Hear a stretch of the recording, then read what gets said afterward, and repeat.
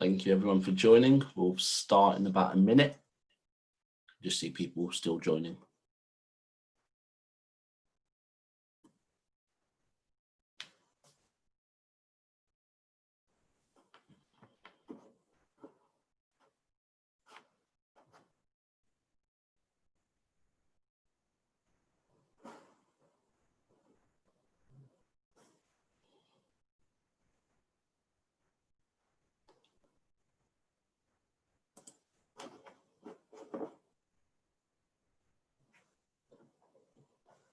Right, hello and welcome to another virtual meeting. I've lost count of how many we've had now, but it is certainly sort of feeling like the norm. So thank you for everyone joining us. We'll get going shortly. Same rules apply. If you are going to sort of tweet anything, then obviously feel free to use the hashtag ASTEvent. If you do have questions, you can use the Q&A function, which you'll find on your Zoom, or you can raise your hand, and we'll try and bring you in where possible. Try not to use the chat function too much. You can for general comments, but not for questions, because it's a little bit tougher to monitor. If you do have a question for Martin or Adrian, our guests, then obviously please do use the Q&A. So I'm going to stop sharing my screen. I'm going to bring in Martin Ziegler and also my colleague Tim. So Martin being the chief reporter from the Times. And over to you, Tim, for a little while, and I'm going to get off screen. Thank you, Akil, and good evening, and thanks, Martin, for joining us. It's great to have you, particularly this evening, because we've just, I think, had another Premier League meeting, and one of the things they were discussing is a campaign the AST has been very involved in, which is trying to make sure that all games are broadcast live for fans while stadiums are empty or with reduced capacity. So are you able to give us all a kind of hot off the press update? What's going to be in the Times tomorrow? What's the news from the meeting? Yeah, so in a way it's as expected really, but it's still very significant. So that they have bowed to pressure from, I guess, from the fans groups, including yourselves, the Football Supporters Association, and also from government, and they are going to be showing, televising all the matches during September live on most of the extra games. Are going to be Sky. I think they got 6, BT have got 3, and the BBC and Amazon have got 1 each. So it's a similar split to as we saw during Project Restart. I suppose a bit of a difference is that none of the games will be free to air apart from the BBC match, which will be Leicester against Burnley on the evening of Sunday the 20th. And for the first time, I think there'll be some games live on a Saturday at 3 o'clock. They've amended that rule, is that right? So not the first time, because they did also do it during the Project Restart, but it is a significant thing. They suspended the 3 p.m. blackout again. The FA did. So yes, I think there's one match. I think it's Palace against Southampton on 3 o'clock on Saturday, and then the following week it's Leeds United against Fulham. So yeah, I mean these are sort of significant events in the sort of broadcasting landscape of British football. I suppose there's one, I guess, for a lot of fans, slightly disappointing thing that there is no announcement or no decision yet what's going to happen beyond October the 1st. If there's going to be 25% of stadiums only full, then what the Premier League are going to do about televising games, we still don't know. I think they'll wait and see what the landscape is towards the end of September before coming to a decision on that. Yes, I think the statement, it didn't say yes, it didn't say no, it sat on the fence, but we certainly welcome that news for the rest of the month of September. On the issue of fans returning from October, what's your latest understanding of where test events are, where government might be? What's your feel for what might happen? It's strange in that it varies.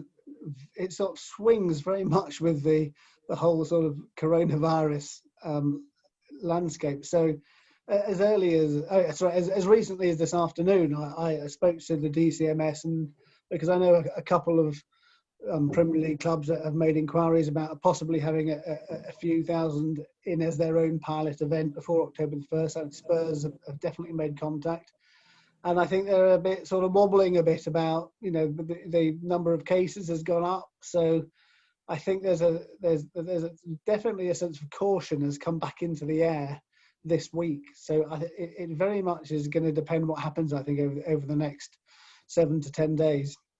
Yes, we've heard one or two things as well, and I would have given a 50-50, maybe more, for Arsenal playing Sheffield United with fans, but it feels like there's a nervousness coming in Whitehall, perhaps the pick-up in positive tests that we've seen in the last few days. But I think we won't know for sure until much closer to the actual date. If you think back to the first pilot event involving a Premier League club, which was the Brighton-Chelsea friendly, it was only 3 days beforehand that they got the final go-ahead. So you're right, it's going to be very late in the day, I think, for a lot of these things. And it will depend on what is happening, not just in the country, but also in a particular location. For example, you can't see anything happening in Manchester or Burnley, for example. I wouldn't have thought they would have any chance because of local lockdowns in Lancashire and Greater Manchester. Yeah.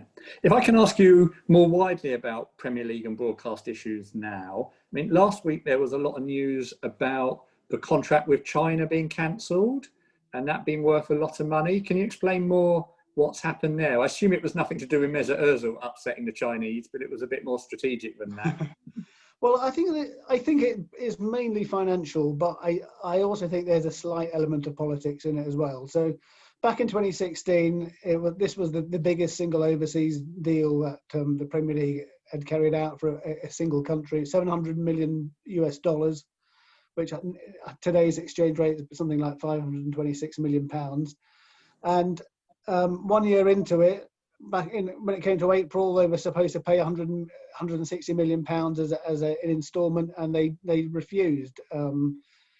I think they have been really, really hard hit financially in China, not just by COVID, but I think they've overpaid for lots of sports rights. Now they laid a lot of people off this time last year before they'd even had a sniff of what was coming in terms of the pandemic. So we already knew they were in trouble. They tried to use, I think, the COVID pandemic as an excuse to renegotiate. They'd heard about the rebates for Sky and BT Sport, but the Premier League refused because I think their contract was quite slightly different to the domestic broadcasters. So they felt on safe legal ground. They refused to budge.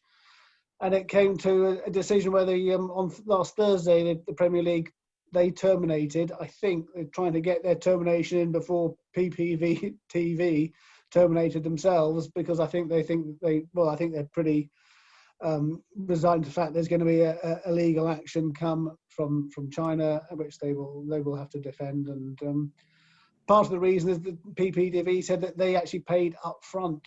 So they've actually paid for more than a year already. So they want some money back. We will see. So obviously the Premier League, they'll have to find new broadcast partners for China, which is every sport thinks China is the territory they want because it's got such a massive population. So I don't think there's any chance they're going to get similar sorts of money. Certainly not in the short term, but we will see. I think there is also a political element to it, not just the Ozil thing, more to do, I think, with the Huawei being blocked by the British government, and I think that's played very badly in China too. So that's another blow to sort of Premier League club income, on top of, I think, figures that you've been reporting that maybe up to 600 million is being paid in rebates to broadcasters, if you like, but Sky and BT for what they didn't get last year, and other overseas broadcasters. So overall, there is opening up a big black hole in clubs' income from broadcasters. Yes, I mean, not just broadcasters, but gate receipts as well. I mean, I think the TV rebate, I think, is sort of generally assumed at 330 million. But I think I've seen figures that another 540 million on top of that is forecast to be lost this season if you don't get full stadiums back. And then with the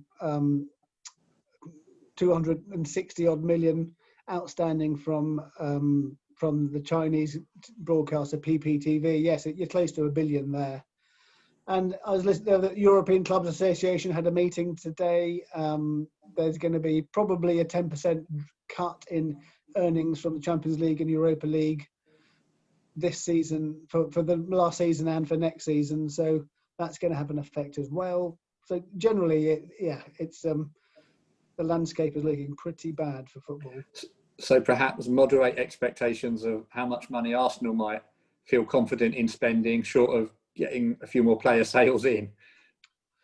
Yeah, but strange, isn't it? Like some clubs are just, I mean, obviously Chelsea, they've got Abramovich's pockets, so it probably doesn't relate to them so much. And you could perhaps say the same with Everton. And also the fact that the Premier League have changed the financial rules to make it a bit more easy for those clubs who are in danger of breaching the spending limits. They're merging last season, this season, and taking an average. So that gives a bit more flexibility if clubs do want to bring in some players. And but I think generally you can see there's a sort of Manchester United, Liverpool, Spurs, Arsenal to an extent. There's a lot more restraint than you might have seen in previous years.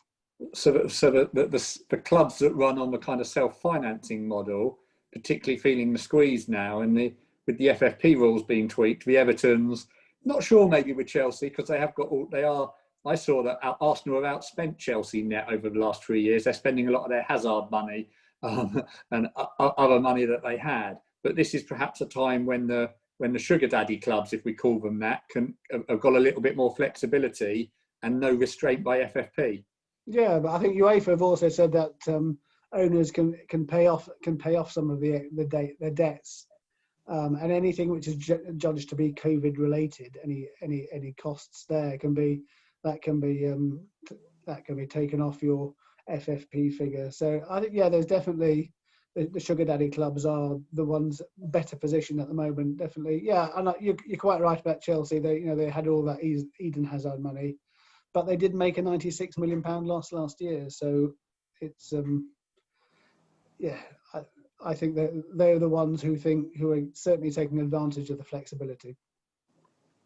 And in some other things going on at Premier League, and perhaps these relate to how much money the clubs have, did I see that they brought back the vote on whether or not to have 5 substitutions again? And yeah, they brought that back last Thursday for a second vote.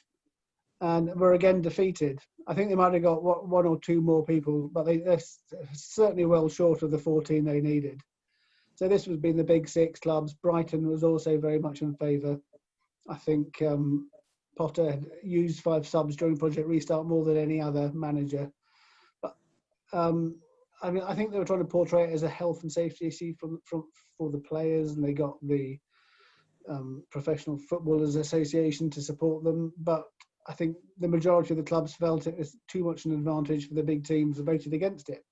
Interestingly, the European Clubs Association today announced that they're going to try and persuade UEFA to change the Champions League rules and move that from 3 to 5.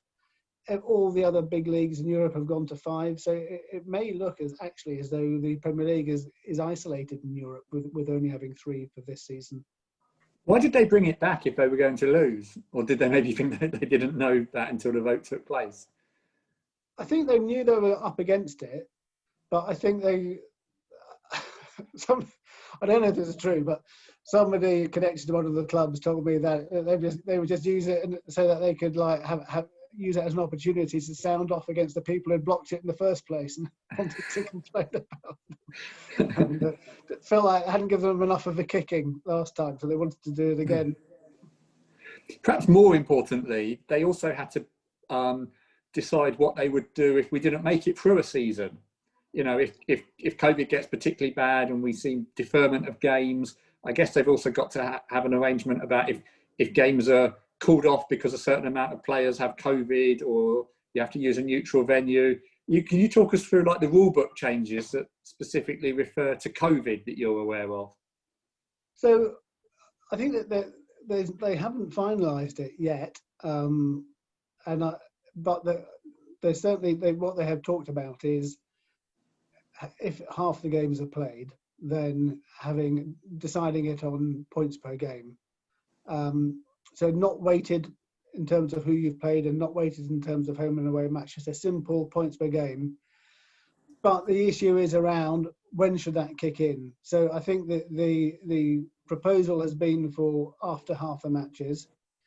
They've gone back and they're doing some more work, and I think they're going to report back to the next meeting about whether it should be longer than that. Some people think half the season is a bit too short, so it's a tricky one.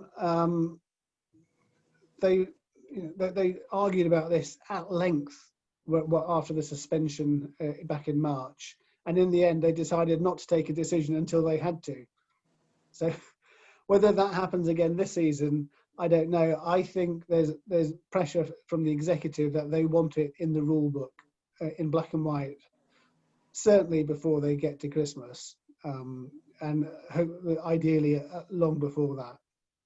What's the rule if 3 or 4 squad members test positive and have to go into the 2-week quarantine? Is that just, you keep exhausting your squad until there's nobody left? Could we end up with Arteta playing, for instance? What?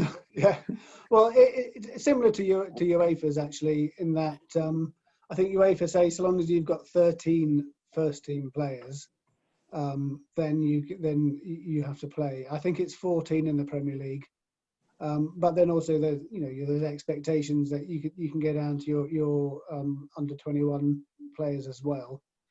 But yeah, I think it's if it's 11 of your first team, your 25-man first team squad are out, then you can have the match postponed. But otherwise, you have to play. There's got to be a pretty big infection around your squad before. Yeah, you can't play. Although you could have injuries for other reasons, I guess, and then get COVID come on top of that. And the players are going to be playing an awful lot of football. Yeah, I mean, I to be honest, I wouldn't be surprised if it happens somewhere, because we have seen in other countries where things have happened and lots of people have gone down because they've all been in the same vicinity and they've all caught it. I wouldn't be completely surprised if it happens in isolated occasions this season. It's certainly in one of the divisions, because it's especially coming in if things are going to start getting a bit seeing a lot more increases when the weather gets colder and wetter, then you would think that it's going to happen somewhere sooner or later. Yeah, God, that could create some rows, couldn't it? If a fixture isn't played, and it would have been an advantage to this team because other players were injured and so on. We'll have to see what it brings. Absolutely, it's a hornet's nest, isn't it? But I was going to think of it being unscrupulous manager trying to get the players to catch it, but I shouldn't go there, really, should I? Well, we won't suggest which managers might do that. And I was thinking, but maybe I answered it as I thought it, but I'll still put it to you, because you talked earlier on about games maybe not being able to go ahead in lockdown areas, but I assume that a bit like we saw with the resumption of the season, that they just play it in the empty stadium, in the sort of sterile bubble environment. So there's no risk, for instance, that Arsenal would lose home games because Islington had gone into lockdown. No, they will just say sorry. We can't have the partially filled stadiums anymore. It's that will be the casualty from that. So it's I think they've got the system pretty well sewn up about playing in empty stadiums and all the various different zones that they have and the bubbles. So I think we will have a full season. The big issue is whether the supporters are going to be there and in what numbers. I had one other question on the finances, and I might actually take you out your comfort zone and ask you a football question about performance. But are you picking up anything about what's happening with the large sponsors? Because obviously Arsenal have got a big contract with an airline. Airlines are struggling a bit at the moment. We can all see that. Are the sponsors still paying? Are they invoking force majeure clauses? Are we just going to have to wait for the report and accounts? What's your feeling of what's going on? Well, so some sponsors are definitely asking for rebates, Andrea Agnelli, the Juventus president, who's president of the chairman of the European Clubs Association, said that today, that sponsors are already asking for rebates in the same way as broadcasters because some of their contracts haven't been fulfilled.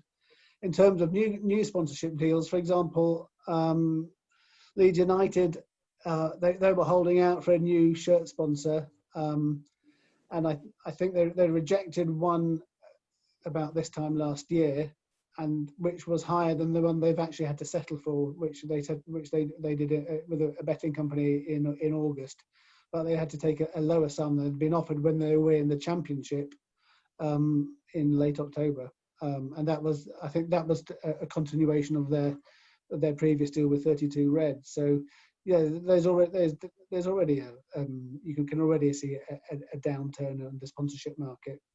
Be interesting to see for the really big name clubs if that affects, because I think there might be a bit of a sort of the bigger clubs are going to be okay, and it's the ones lower down they're going to really struggle, because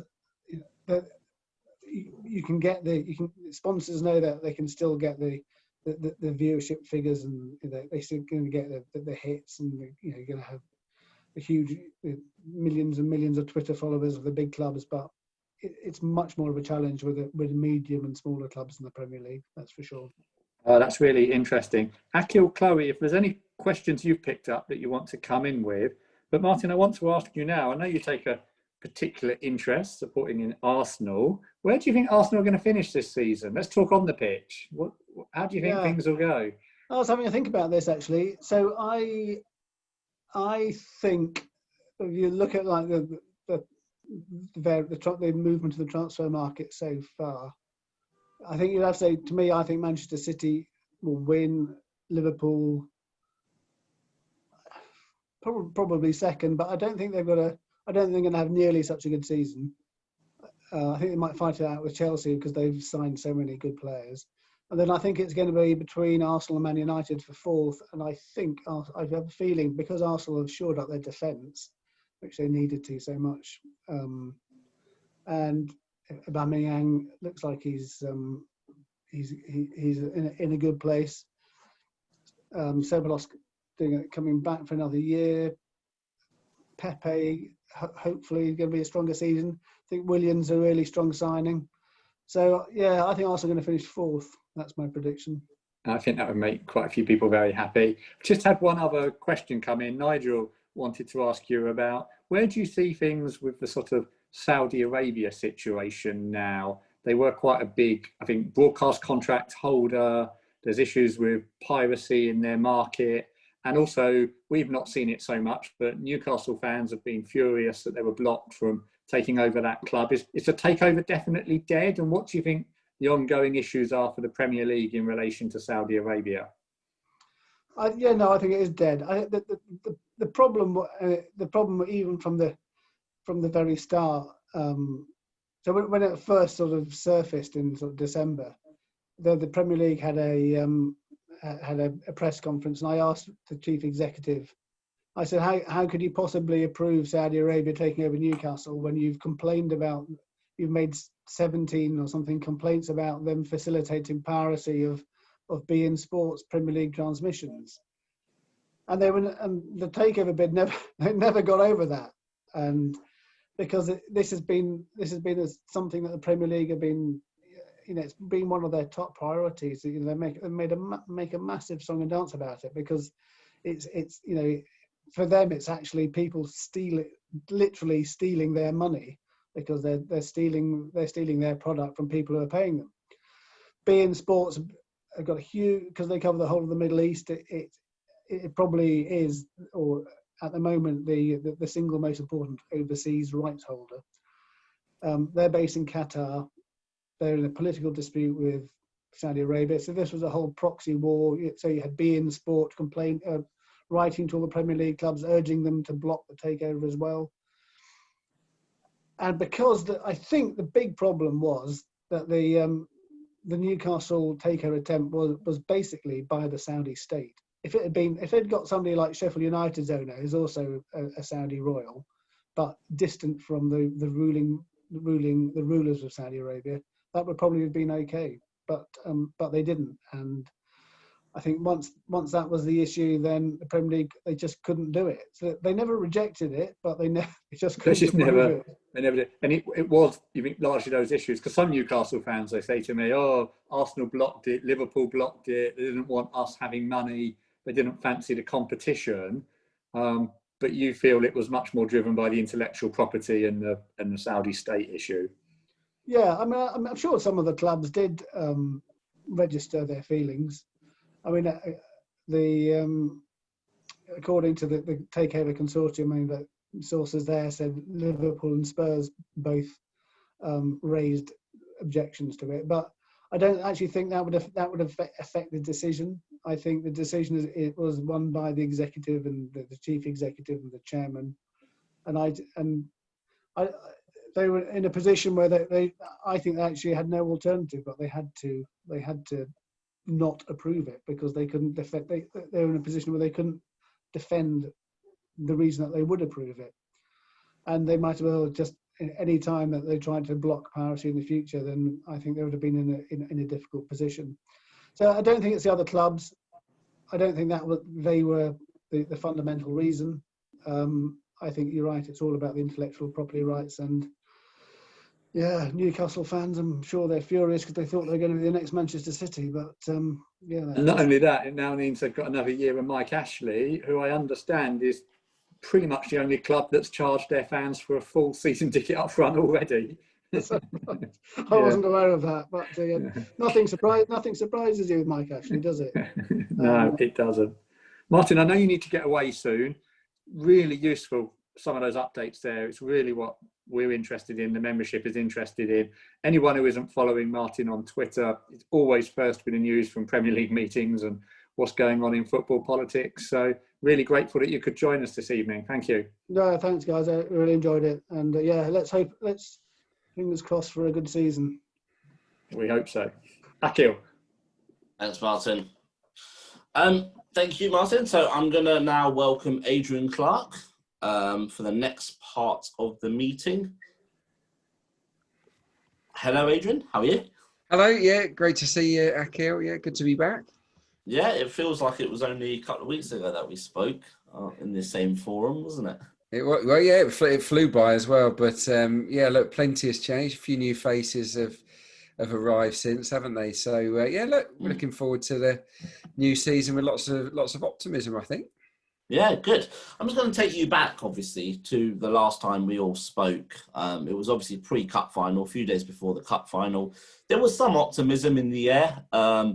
But I mean, generally, what were your thoughts on the game? And, you know, did you feel like me that it was actually a lot more comfortable than I thought it might be? Yeah. It was a carbon copy, wasn't it, of the semi-final, built on defensive organisation, great positioning, work rate, and then those transitions. And Aubameyang came up with a couple of great goals again, two fantastic goals, I thought, in the match.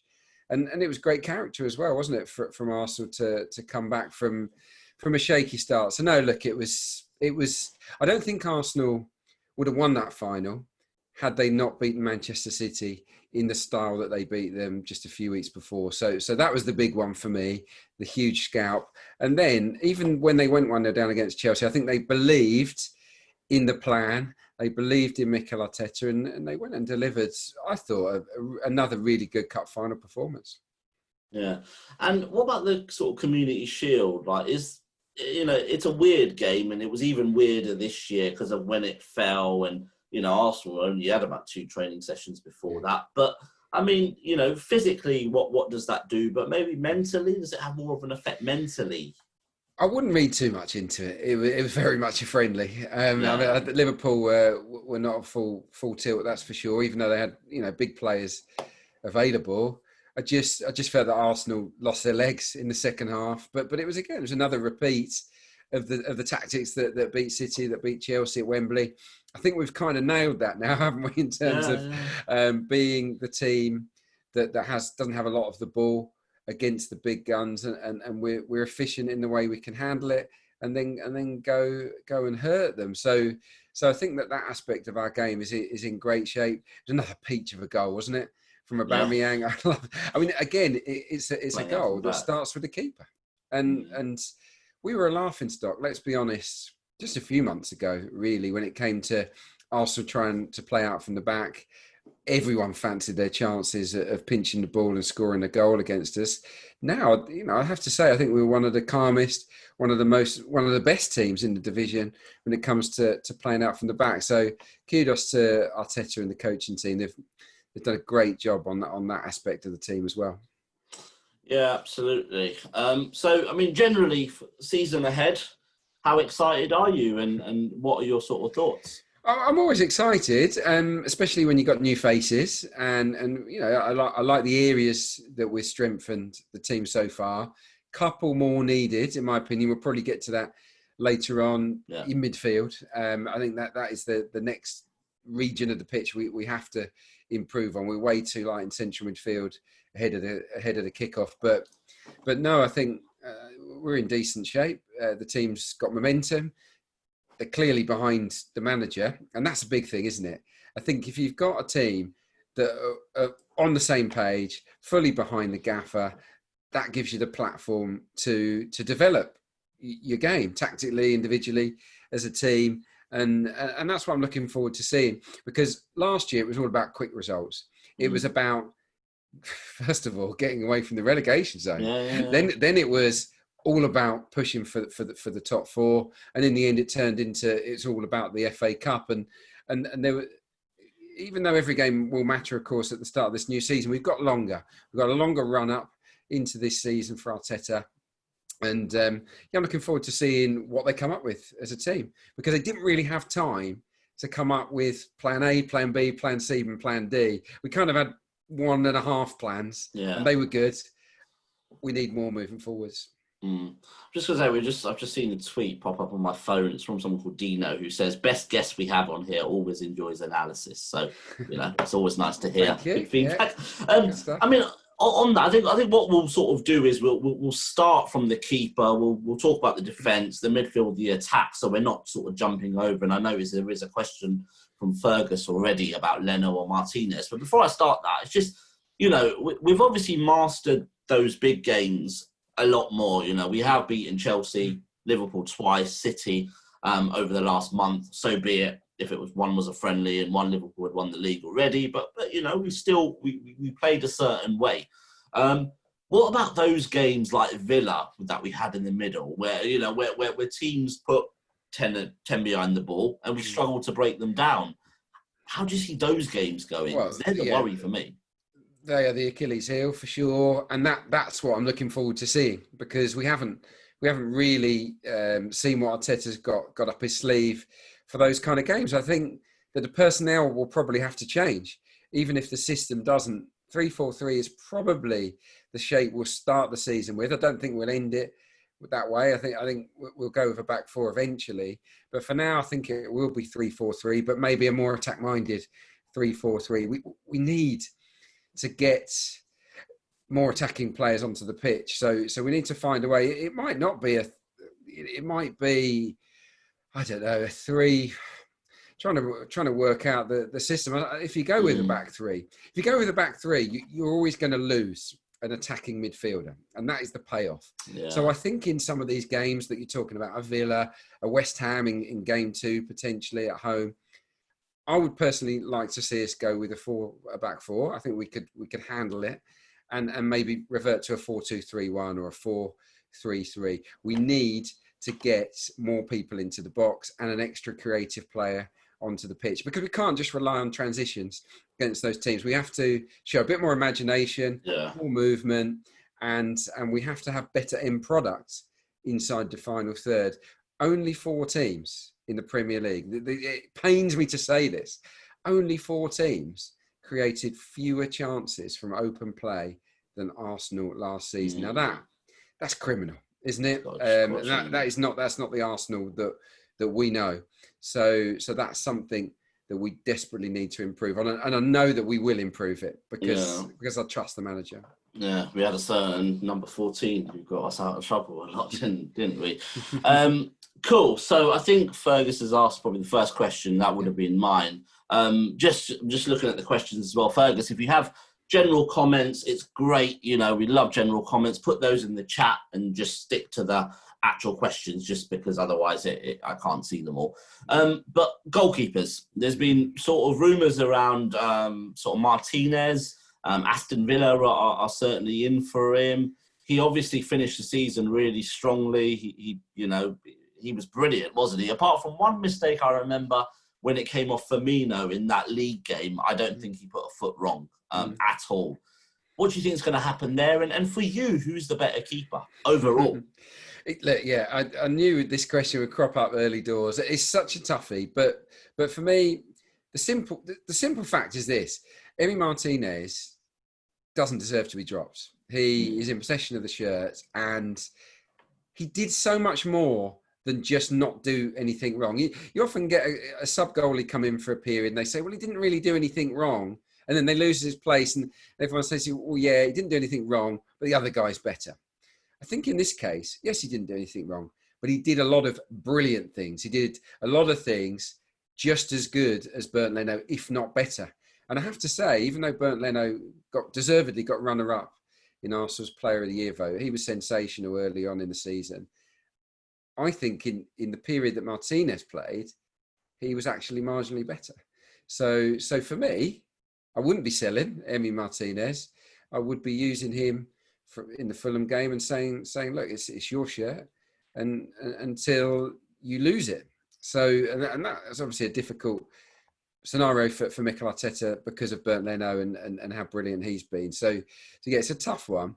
My hope is that the keepers will stay, because we've got a lot of Carabao. Well, hope we might have a lot of Carabao Cup games. Tough draw Leicester away, but we'll have a lot of Europa League games early on in the season. So in effect, you could split it with Leno potentially playing in the Europa and let judge it on that. Come January, who's been better, and then think about selling one of them. For me, Martinez is worth much more than Aston Villa have bid for him.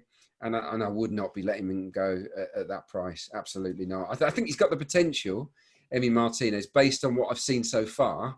He's got the potential to be one of the division's best goalkeepers. And the fact is, during his run in the team, there wasn't a better goalkeeper in the Premier League than Emi Martinez. The question now is, can he keep it up? And none of us know that. But I think we owe it to him to give him the chance, give him the platform to prove that he can.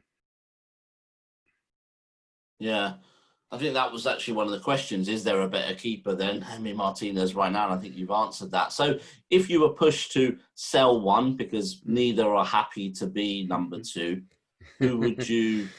Yeah, it's so hard. It's so hard. I don't want to sell either guy. But look, we know that Arsenal want to raise finances. And if we're only, and I would say only, even though he's only had a short period in the team, I still think it's too little. 20 million is not enough. It's not going to be a game changer, especially when you've got to potentially go and buy Brentford's keeper, David Raya, who's a very good keeper, and they won't let him go cheaply. So I don't see the upside of that. The possible upside is that you sell Bernd Leno for 50 million. And I don't know if anyone would be in for him at that kind of price. But if someone came in with a silly offer for Bernd Leno that would give us the funds to go out and strengthen in central midfield where we really do need it, then I can understand the logic of that, even though it would be painful to say goodbye to Leno. Okay, cool. So moving further forward, our defence. We've obviously, I counted 9 centre backs, or was it 8 with Kieran Tierney potentially playing in a 3? But I guess before we go on to kind of personnel, do you think he may revert to a kind of 2 centre backs, a back 4 rather than a back 5 this year, or do you think he'll persevere with the back 5? Personally, I quite like a horses for courses approach. I just alluded it to their home games against teams that we should beat, that we will dominate. Play a back 4. I think the issue has been, have we got enough pace at the back, especially with David Luiz being one of the two potentially, to play that way without being vulnerable. Now we've got Saliba now, young, fit, athletic, big and strong. Same for Gabriel. So you've got 2 guys there now that could easily form a partnership in in a two. You got Pablo Mari, of course, to come back. I think he could slot in there as well. So yes, I think that we might see a flip-flop approach. I'd be all for that. For the big games, stick with what's working. I mean, a back three is working fantastically well. It's causing problems going forwards. It's given us great solidity. And I think, especially given that we've got two new centre-backs in those tough games, protect them with the third wheel. And that third wheel, I guess, would be David Luiz in the middle. So, that's how I would do it. But who knows how Mikel sees it. But again, I think based on what he's done so far, you've got to trust in his decision-making. So who would your three be then? Who would if you were going with the back three, who would they be? It's tough. Because, if I was going for a back three right now, David Luiz on form would be in the middle because he was inspirational, wasn't he, in those big games? I think long term, Pablo Mari can do that job in the centre there. Left-footed as well, wasn't he? So left-footed, yeah. I mean, for Mari, the signing of Gabriel is a blow because he's left-footed, and that's a logical place for him to slot into. So yeah, Mari or David Luiz, and then look, I think give these two guys a chance, Saliba and Gabriel. Now we've got decent backup there. Holding, if he stays, has proved that he's a big match performer. He is in the big games. He can be very reliable.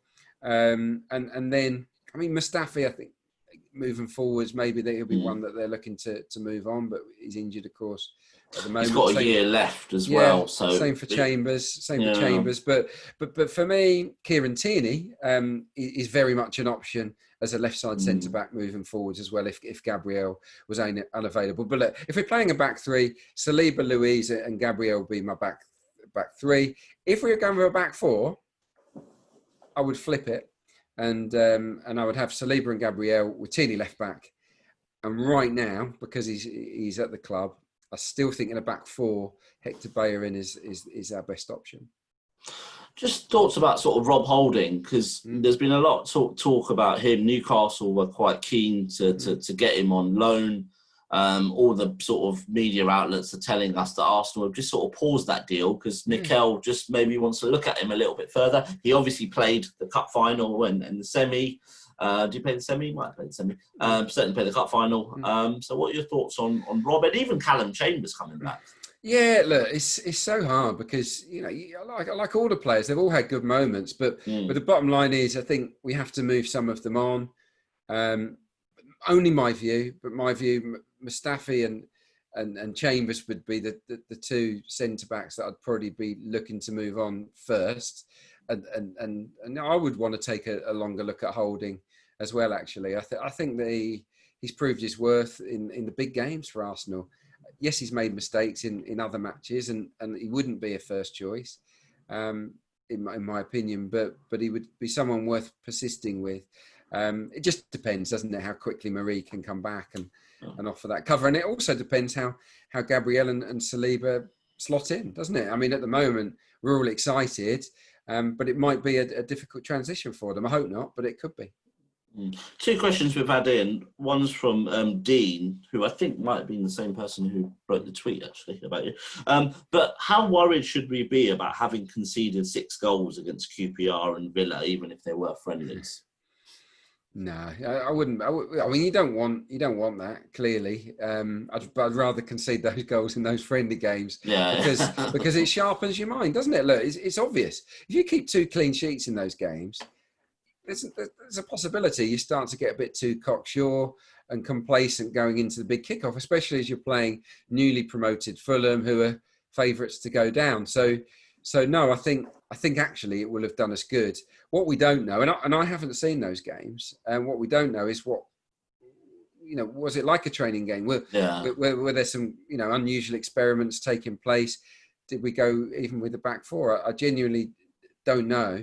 So no, I wouldn't worry about it. I think it will refocus minds, and I would expect a back three on the opening day.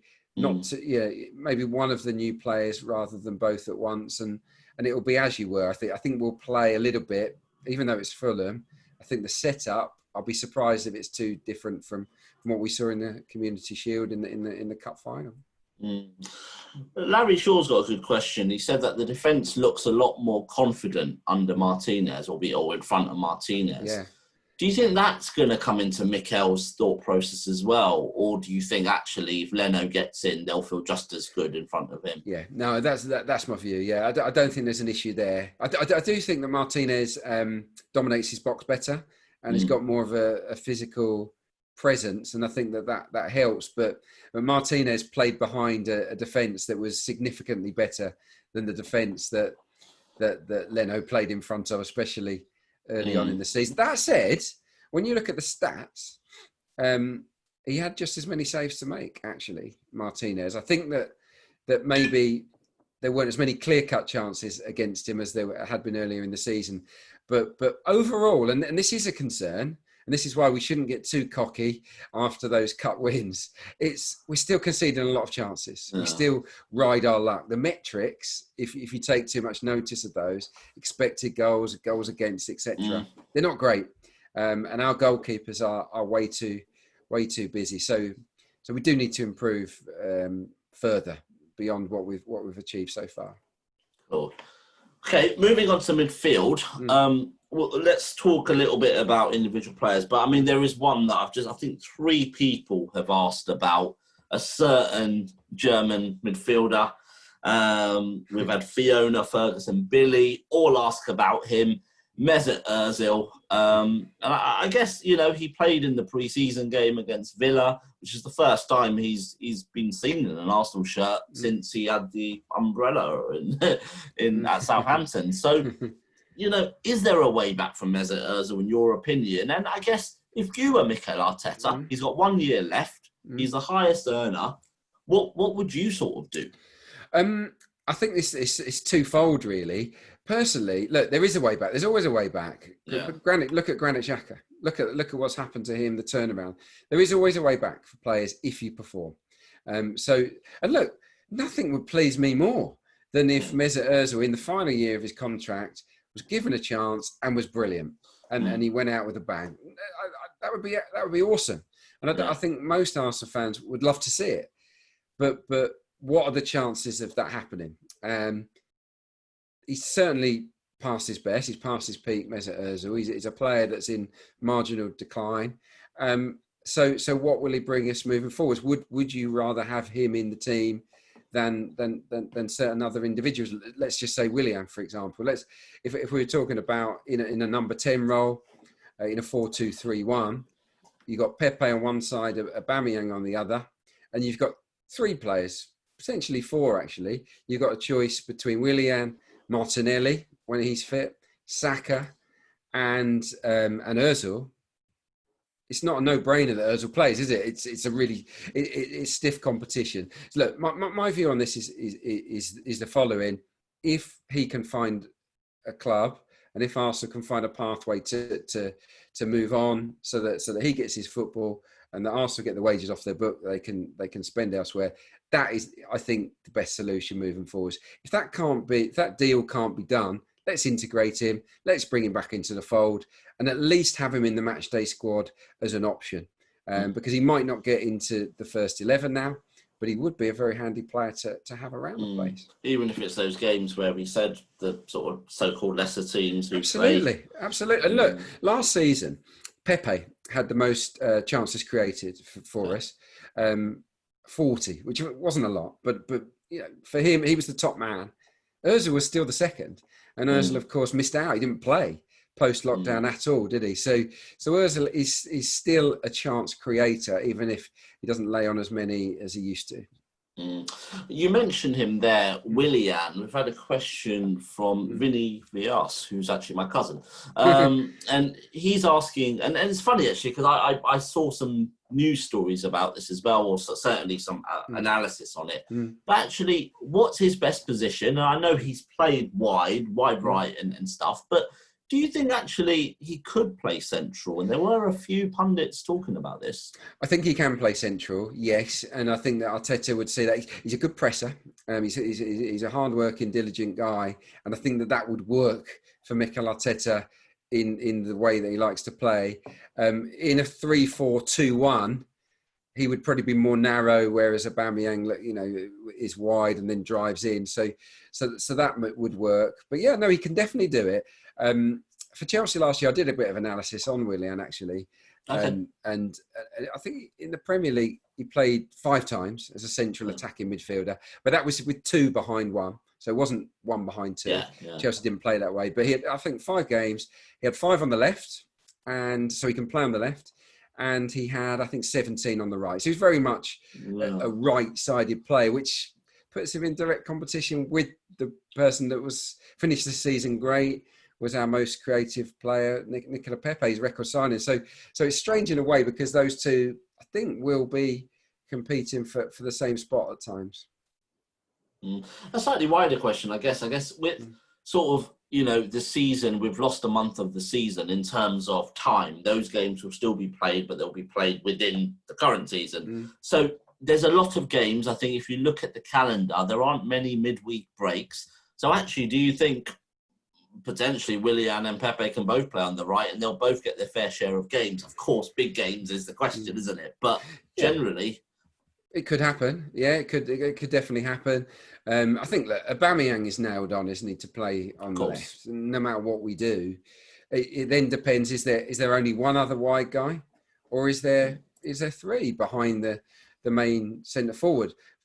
For me, that I'd love to find a way to get Willian, Pepe and Aubameyang in behind Lacazette.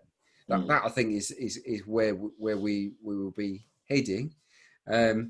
But in many games, I suspect one of those players will miss out. Willian and Pepe will be one or the other on the right with Aubameyang on the left. So look, yeah, it's going to be tough. But look, Willian he's not a spring chicken. In his 30s now, it might be good for him to not be overused. Even though I think he's fit as a fiddle. Yeah, it's a tough one for Arteta, but this is a big change. Because we suddenly have competition for places, don't we, in attacking midfield, where I think we've been quite light. Saka, that's where I think Arteta wants to use him. Martinelli, when he comes back into the team. We've already mentioned Ozil. There's Willock, Smith Rowe's back. You know, we've a lot, all of a sudden, quite a few attacking midfielders and wingers, Reece Nelson as well, quite a few that will be challenging. So I'm quite excited about our bench potential this season. But of course, we all know that half of them will probably be injured after 3 weeks and they'll disappear. I'm going to probably, at the end, I'm going to ask you if there's players you would potentially want to loan out. Who are there? Because considering we've got 9 centre-backs potentially, a lot of wide players. You talked about Reece, Saka there. There's a lot of players in there. But we're not loaning out Saka. I'm telling you now. No, I mean, he's not going anywhere. Him being the number 7 as well shows that. But we'll come back to Pepe, Lacazette and all that. We'll go in order. So we talk about midfield. I mean, you know, there's been a question from Larry, and we obviously had this down. Matteo Guendouzi. And interestingly, he's obviously played for France he played the last 2 games. He's tweeted, you know, the fact that he kind of enjoyed playing for France, and now he said hard work back at Arsenal sort of thing. I saw that. Do you think, you know, and funny enough, he hasn't mentioned Arsenal much. You know, after the cup final, from him and Mesut Ozil did put out a tweet. I know this is maybe doesn't matter at all, but Mesut Ozil, or his agency, did put out a tweet just congratulating Arsenal with Matteo Guendouzi. There was nothing, you know, he was on holiday. Do you think the summer and maybe playing for France, Guendouzi's just thought about it a little bit more, maybe had some sort of older, wiser heads in his ear, just saying, actually, knuckle down? Or do you think he's just not going to work at Arsenal? Well, I hope he knuckles down, because he is a good player. I hope he knuckles down. Where does he fit in, though? Does he fit in? As a backup. Yeah, look, Xhaka and Ceballos had a good chemistry, didn't they, towards the end of the season? So you weren't going to break that axis. I don't know. I think it's a trust issue. I think we spoke about this the last time. I think Arteta needs to know he can trust his players. And I think he feels he's lost a bit of trust in Guendouzi as a player, whether that's on the pitch or off the pitch or a combination of the two. I just feel that he's demanding higher standards from Guendouzi. And he's laying down the gauntlet, basically, and saying, well, look, if you want to stay, then you have to raise your standard, raise your game, have a better attitude, have better performance levels, make fewer mistakes, and then you've got a chance. So I hope that happens, but I still probably feel that if we've got a bunch of players that we're looking to offload to raise funds to buy better players, then my hunch, and I don't know, my hunch would be that Guendouzi would still be on that list. Yeah, I mean, especially if there's value and you do get a decent bid in. Good players go, Akil. I mean, we've all seen it. We've seen brilliant players go when we didn't want them to go, but it happens. But sometimes you need to lose one or two good ones that might prove you wrong to bring in the players that you really need for the here and now. Yeah. So, you know what the moment was for me when I kind of understood players do go at young ages. It was Wojciech Szczesny. So I remember watching him at Brentford and then watching him at Arsenal and thinking this guy can be number one for years. And the fact that Arsenal got rid of him because of maybe attitude or whatever, it just shows actually no one is. Yeah. But anyway, let's not digress too much. Another player who's come back from loan, who started the Community Shield, is Mohamed Elneny. Yeah. And, people have said he looks a bit of a different player. It is a friendly, so it's hard to judge. But he has had a year of regular football, which is something he didn't get at Arsenal ever. Even when he signed in that January under Arsene Wenger, he was probably never, first choice. He was always kind of a backup. Do you think he's got a part to play, or do you think actually it's shop window? We're putting him in the shop window and he'll be off as soon as... Well, it depends, doesn't it, who we sell? I mean, if you read the reports, it looks like we'd probably sell Guendouzi and we'd probably sell Lucas Torreira.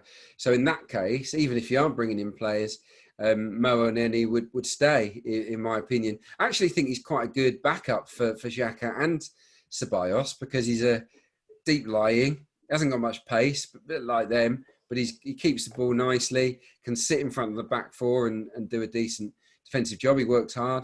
No, I think he would be a good understudy to those guys. And yeah, he's got the right attitude, hasn't he? He always puts a shift in. It depends. If he might not want to do that. He might, now that he's had a taste of regular action, he might think, no, I need to go. In which case, then we have to consider that.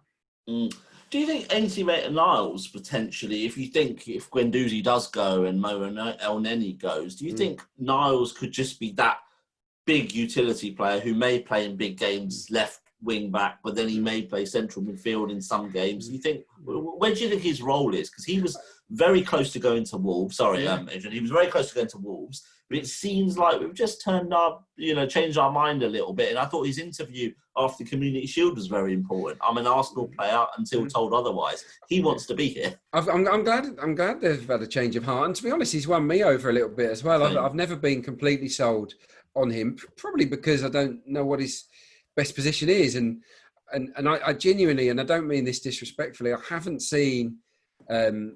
been convinced by him that he's good enough to be a central midfielder in Arsenal's first team. I haven't seen enough barnstorming displays in that position from him to say that he's earned that. For me, he is a wing-back. He is absolutely a wing-back. That he's perfect for Arteta. He's absolutely perfect for him because I'm sure you noticed this, but so when we're playing out from the back, what he does is he actually pops up in central midfield. So we have a back four, and he's in midfield to be the guy that can a third player that can receive the ball, and he's very good at that, and it gets him up the pitch. And then when we lose the ball, he tucks in, and he's proved himself to be a reliable defender. Maitland-Niles. I think if Bellerin goes, and we don't know about that, there's been strong links obviously with PSG. If he goes, for me, he would have to be the right wing back. He would have to be the first choice right wing back moving forwards with Tierney on the left. Cool. So I got slightly distracted there because my dad just asked me, do I want some chips? So I kind of said, For me. Yeah, I'll send some over. Granit Xhaka is obviously a player that has sort of divided opinion. We had that massive moment against Crystal Palace at home. But he generally ended the season really well. I think he's captain of his country now. How important is his role going to be this season? And how do you think he'll do? What do you think we'll be saying about Granit Xhaka in a year? think we'll be saying that how wrong we were, and that he was well worth persisting with. I certainly hope so. I still see him as being pretty much a fixture in the first team. Even if we do bring in additions, I think he will still play. Again, perfect for Arteta. Thinking about some of the rotations of positions. I've talked about Maitland-Niles, where he plays at wing-back but pops up in midfield a lot. And he's really comfortable there, slotting in when we've got possession to then link play, be the link man to feed it wide to the guy on his outside. I think he does that great, Maitland-Niles. Xhaka naturally goes to left back. We've seen that dozens of times, haven't we? At times his heat map looks like a left back's, and that has helped push on Saka when he played there, and it would do the same, I think, for Tierney if we were to go back to that way of playing. So again, he's just a perfect guy for Arteta. And I just look, all of the managers, like Wenger, Emery, and now Arteta, they've all had a lot of faith in Xhaka. Yeah. For me, my faith began to waver on Xhaka when he made so many silly mistakes, kept repeating the same defensive mistakes, lapses in concentration, and for that reason, I was thinking, is he the guy? But he's brought me round, because in those cup games and actually post-lockdown, I mean, he was really good defensively. When he switches his mind on, he's a brilliant defensive midfielder. He can be a supplementary centre-half. And, we saw him play as a centre-half at Chelsea. I was going to say, you know what? It was when that I've always quite liked him. I've got to admit, and I've actually liked his attitude a little bit. I think he's, maybe the fans bit at Palace wasn't right. But that Chelsea game, I was in the away end when David Luiz went off before half-time. We 1-0, we thought we had got it. 1-0 down. We are absolutely gone. But Granit Xhaka that night was, it was especially because the last sort of 20 minutes of the half, Xhaka was playing in front of the away end. And every time it came near, and everyone was a bit nervous, but he was outstanding. Yeah, and for me, no matter who we sign in that position, and I really hope that, I love the two players we've been most strongly linked with. I think they're absolutely perfect for Arsenal, Thomas Partey and Houssem Aouar. I think that they are the style of play we need. We've got one strong, powerful presence that's mobile and quick in Partey. And Aouar is a box-to-box guy. He's your Ramsey type with maybe a bit more skill. Can pop up and score goals, and it's got great turn of pace as well. Xhaka would still play, I think, in a midfield with those two guys. I think it would probably be a 4-3-3 if we managed to get the pair of them, and it would be Ceballos potentially that drops out. That's my opinion. Yeah, I was going to ask you about Ceballos, and Stephen's asked how do you think our midfield will line up? So we'll come to that in a second. Yeah. But Dani Ceballos, two parts to this question, I guess. One is, how important was it to get him back on loan, considering where we are? And I think with the pandemic as well, those two players that you just mentioned, great if we can get them, but we are in a pandemic. We are, financially, potentially going to lose 100 million next season. So at the same time, we have to be careful. Yeah. So how important do you think it was to get Dani Ceballos, even if it's just for a season? Smart piece of business. Obviously, not too much outlay in terms of a fee. Yeah. He earned the right to be kept on because he improved, and we've said there's a piece on the website at the moment with quotes from him saying how much Arteta's improved him as a player. One thing that stood out to me, and he referenced this, was his fitness. He said, "Look, you're not fit enough to play for me," and he got super fit, and it showed. Ceballos has limitations. He's not quick, and he can't play as a box-to-box guy because when we lose the ball, he can't get back. He can't get back into position. So what he's done is kind of reinvented himself as someone that maybe stations himself deeper, but he will scurry around in that zone alongside Xhaka and work his socks off and link play beautifully. He's got great composure. I think in the system we play against the big teams, he's the right guy. He's in the first choice team right now for sure. But we are light. Let's be honest here. I think inside the engine room, we've got very limited options at the moment.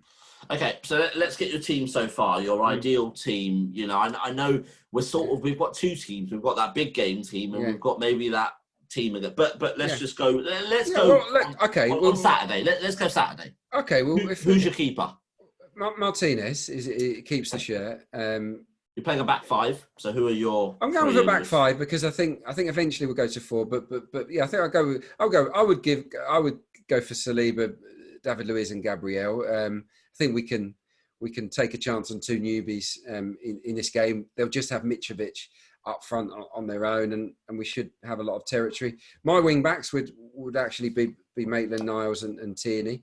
I think that Maitland-Niles on the right is a better wing back than Bellerin. I think Bellerin's a better right back in a four. Yeah. But as a wing back, I think Maitland-Niles offers more, and he's got that rotational movement aspect to his game that he's more comfortable with than Hector. So that would be the three and the two wing backs.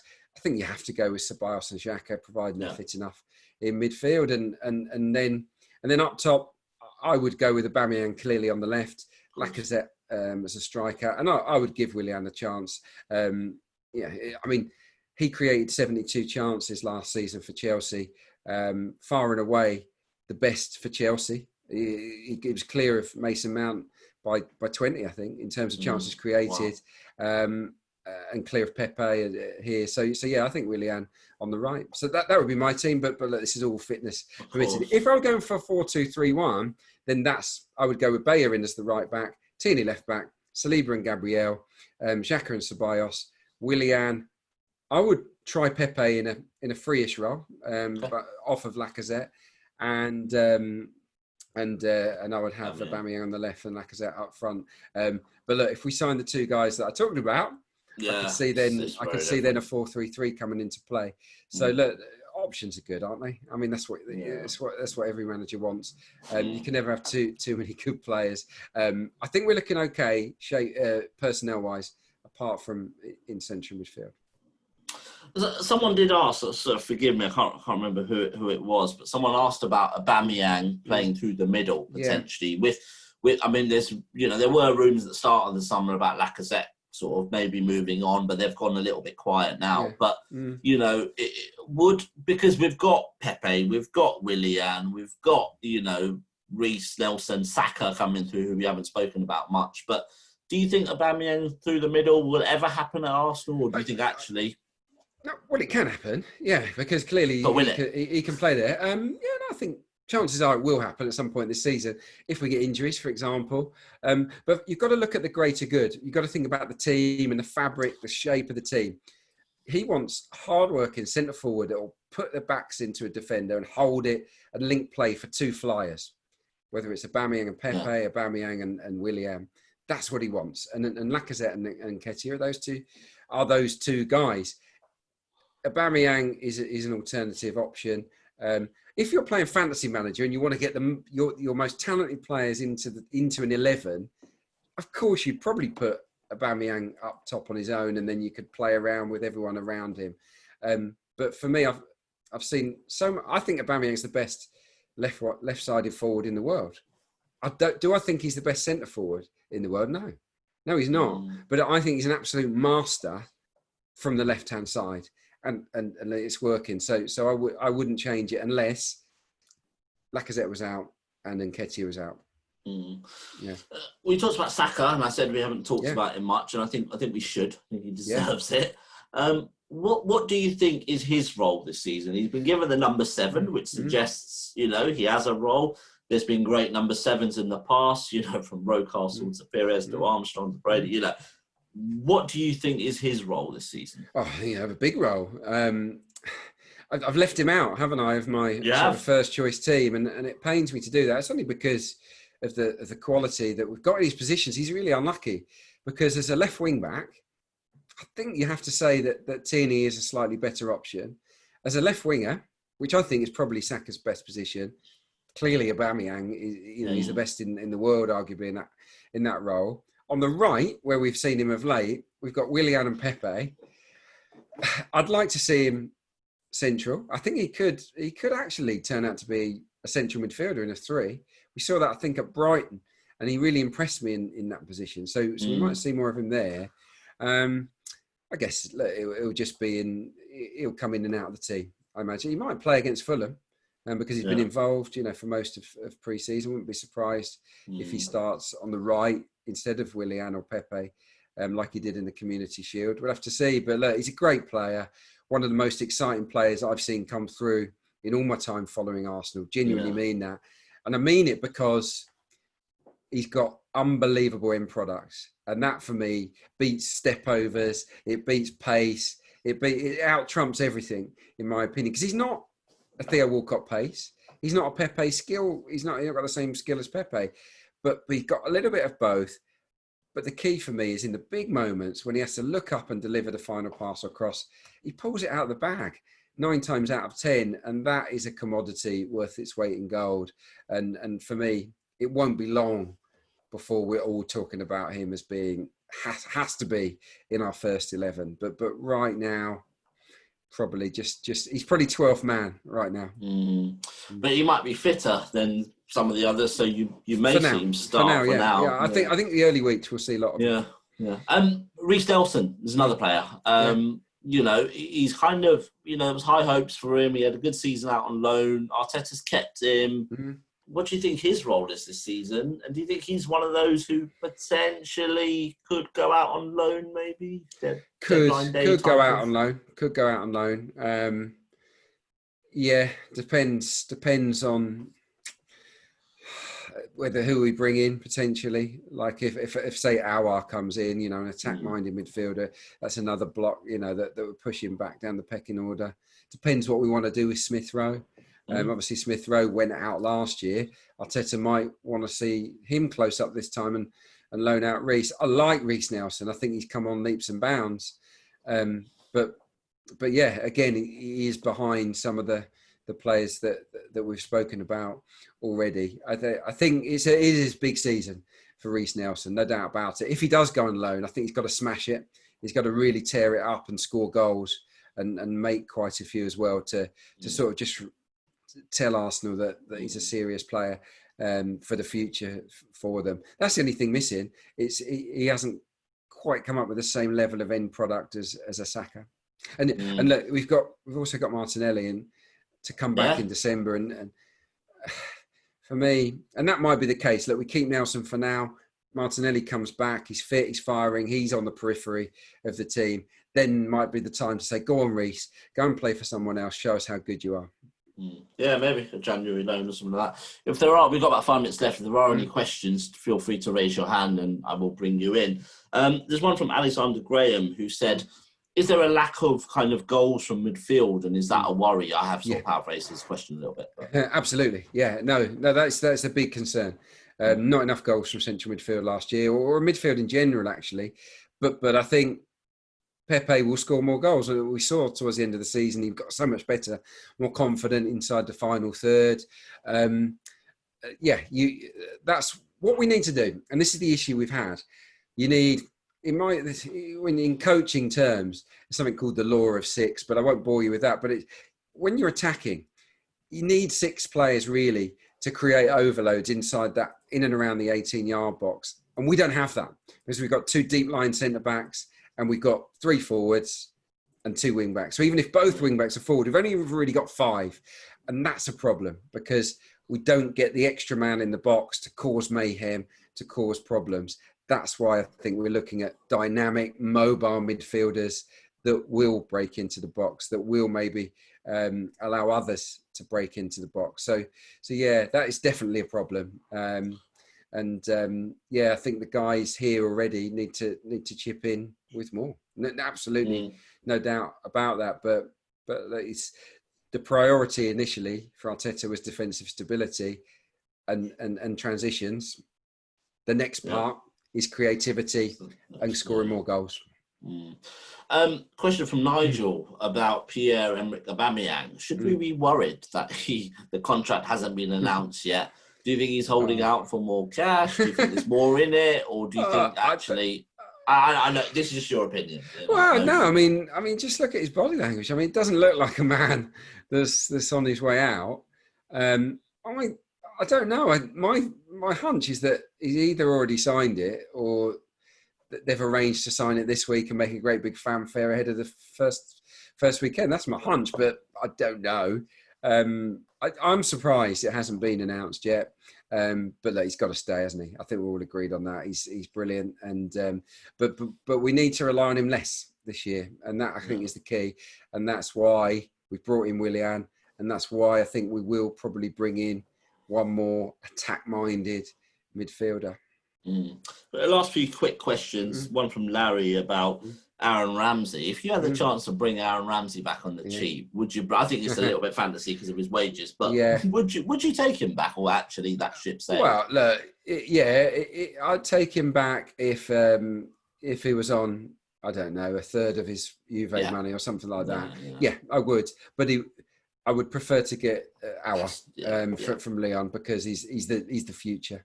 Aaron, I feel sorry for him, and I didn't want him to go, and it hasn't really worked for him. But look, if we can't get Aouar and Ramsey is available and Juve are prepared to loan him to us and pay 2/3 of his wages, yeah, for sure. Take it all day long. It's not going to happen, is it? Yeah, probably not. Just talking about the strikers. I mean, Lacazette, there's Nketiah as well. How do you think the season will go? Because actually, we talk about Leno versus Martinez, but I think Lacazette versus Nketiah is just as interesting. Me too. They were, in sort of, after when football resumed, they were certainly, sort of competing against each other. How do you think that's going, and how do you rate each player? I rate them both. I think Nketiah is better at holding the ball up than many people give him credit for. I think he's excellent. He's bulked up a bit as well. Yeah, I think he's excellent at it, and he's a good team player. Fills that role perfectly. I think they're really similar. Lacazette's good for the dressing room. He's the slightly better finisher, I think, Lacazette. Look, I'm glad to see that neither are being linked with moves away. I wouldn't mind a third option if we had the money, but we haven't really got the money. Is that not Martinelli when he comes back? Yeah, I think it could be. It could. I like the guy at Celtic, Odsonne Edouard. I think I've seen him linked with us, and I think he would be a great option. But I don't think we've probably got the finances to go there when we need midfielders. So, look, these two guys are good enough to carry us because it's not about the centre forward. With Aubameyang wide and with Pepe and Willian and Saka on the other side, we've got real goal threats that drive beyond the striker. I actually see Lacazette as becoming more of a Firmino type guy. And I don't he was in the cup final. I don't think that's a problem. It's not a problem for him. He'll still get enough. He'll still get us goals. Yeah. So no, I'm happy with those two because they work and they're good. They're good characters. So if I was to ask you where are Arsenal going to finish, yes, or certainly where do you think Arsenal are going to finish, what would the answer be? Well, Martin Ziegler I'm going to follow his lead. I think earlier on he went for fourth. I think it's fifth or fourth. I really do. I think it's unlikely that we could go beyond that. I think we have got every chance of finishing above Manchester United. Chelsea aren't that good at the back, so I wouldn't say they're nailed on, but they have signed a lot of good players. I think that Chelsea are probably third, and then I would go for Arsenal just ahead of Manchester United, and then you've probably got Spurs somewhere in mid-table, Wolves, Leicester, they're around there somewhere. But fourth is possible, but the bottom line is it has to be fourth or fifth. If we're below fifth this season, it'd be a real disappointment. Yeah, I mean, you only have to listen to Martin talking about financials, and obviously Nigel talks a lot about financials as well. And the Champions League top four would be brilliant for Arsenal because that would really give them the boost to kind of go a little bit harder the following season. So absolutely. And if we can sign, Partey and Aouar, I mean, I know it sounds maybe fanciful at the moment. If we were to sign those two guys, I'd say actually we should finish fourth, and we should probably win the Europa League or at least get to the semi-final or the final if we take it seriously. So no, look, I'm expecting us to sit here next year. And we'll probably be at the start into the season, and we'll be in the Champions League.